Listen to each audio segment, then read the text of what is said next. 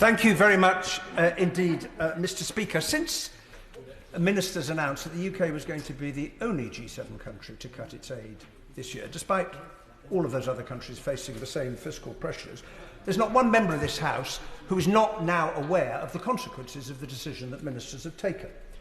A cut of 85% in the support that we give to the United Nations Population Fund to prevent maternal child death and unwanted pregnancy. A cut of 95% to the Global Polio Eradication Initiative at the very moment when the world is closer than it has ever been to eradicating this dreadful disease.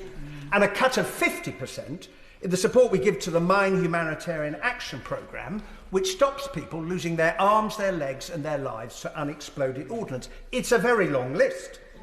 And every one of those things harms our reputation and doesn't help us to persuade others, because other countries judge us not by what we say, but by what we do. And therefore the choice before the House today is a very stark one.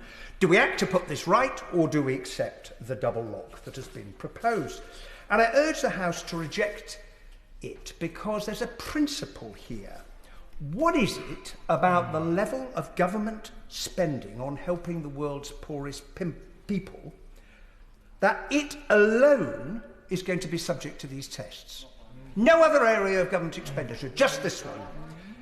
If this is about protecting the public finances, then why is this area of government expenditure, which is the money we spend on getting children into school or vaccinating children so they don't die of diseases that our children do not die of, why is it being singled out? Now, I have great admiration for the OBR, but determining the level of our international aid spending is not part of its responsibility.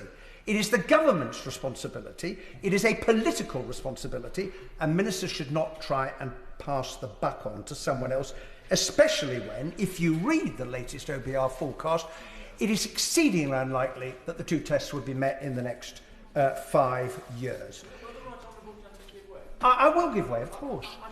Can I just pick him up on that point about other areas of expenditure? It seems to me that the Treasury and the Chancellor, having set out these tests, which are in our manifesto, and we mean to keep them, is that the comprehensive spending review that's taking place this year, it seems to me we will be judging all other areas of government expenditure by these measures, and I see the Chancellor nodding. So it seems to me that we're being very consistent here, and I think it's important that we keep these promises about our fiscal responsibilities as well as getting back on track to meeting our aid responsibilities. Well, I'm afraid, I say to the right honourable gentleman, I take a different view of the government's consistency, because it has chosen quite specifically and knowingly and deliberately to break a cast-iron promise that was also contained in that manifesto to the world's poorest people.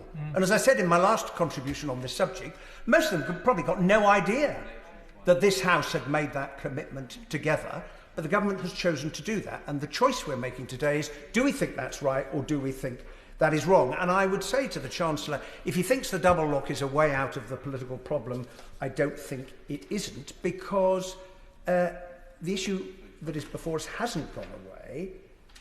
It's just the same as it was the day the original cut was announced. And the question is this: is it right morally, practically, politically to break our word to the world's poorest people? That's the question that is before us.